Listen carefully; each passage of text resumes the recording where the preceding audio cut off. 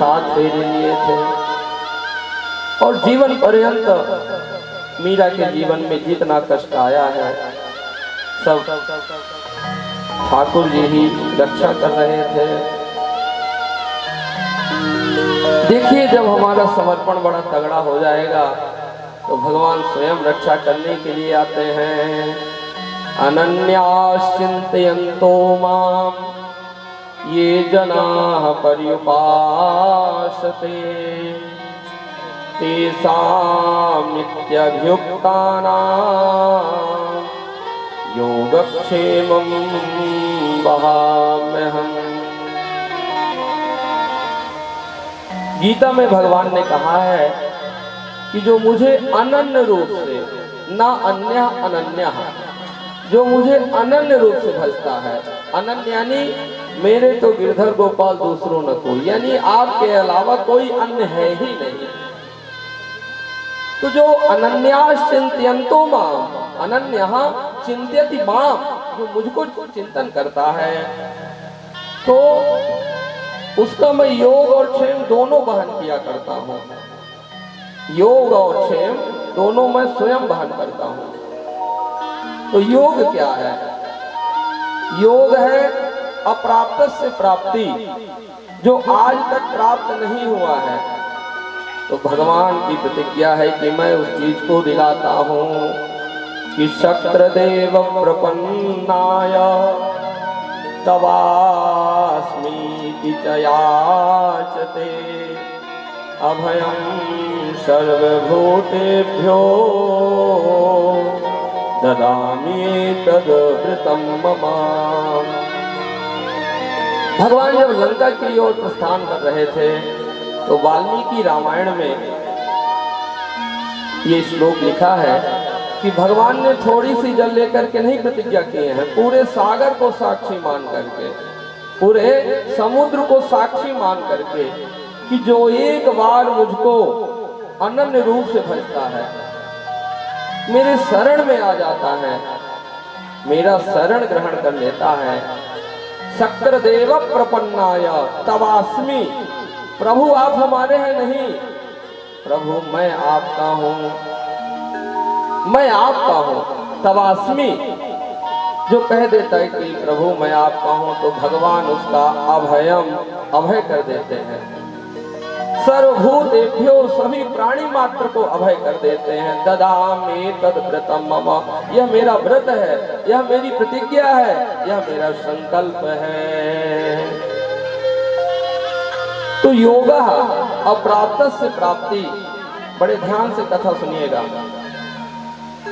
योग क्या है? अप्राप्त से प्राप्ति।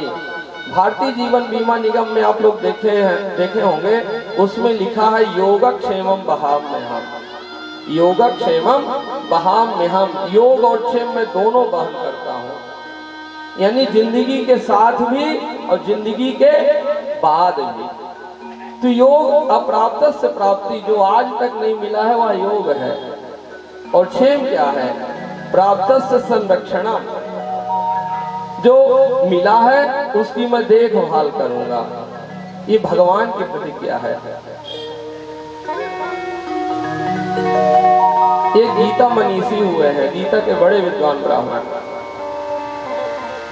सुबह से शाम तक गीता का पाठ किया करते थे, भगवत गीता का, और 5 घर भिक्षा मांगा करते थे, और उस भिक्षा से जो प्राप्त होता था उसी को खाया करते थे। एक दिन की बात, वो गीता मनीषी जी सुबह से ही गीता जी का पाठ करने बैठे हुए थे, और उस दिन सुबह से पानी बरस रहा था, पानी निकला ही नहीं। तो गीता मनीषी जी भिक्षा मांगने के लिए नहीं गए, पूरे दिन उसी को पाठ करते रहे भगवत गीता जी का।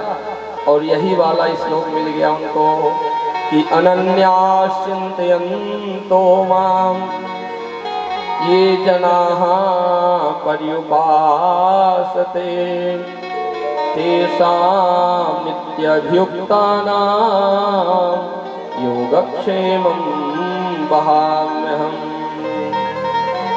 जो मुझे अनन्य रूप से भजता है तो मैं भी उसको भजता हूँ और उसका योग क्षेम दोनों वहन करता हूँ।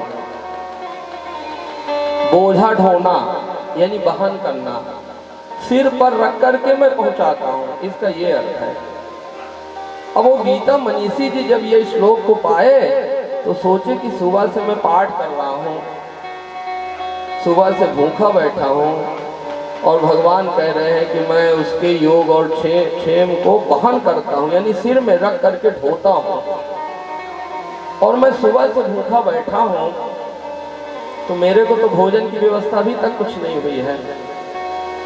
तो श्री गीता मनीषी जी ने पेन उठाया और वहां में हमको काट दिया। बड़े अच्छे सुनिएगा, गीता मनीषी जी ने पेन लिया और वहां में हमको काट दिया।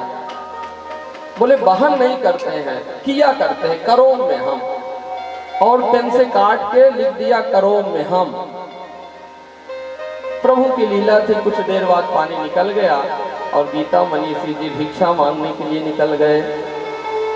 और जैसे ही भिक्षा मांगने के लिए घर से निकले, उसी समय छोटा सा 5 वर्ष का बालक, जिसके घुंघराले बाल थे, सुंदर कुंडलों को धारण किए, अपने शीश पर 2 थाल भोजन सजा करके पंडितानी को देने के लिए आया वह बालक।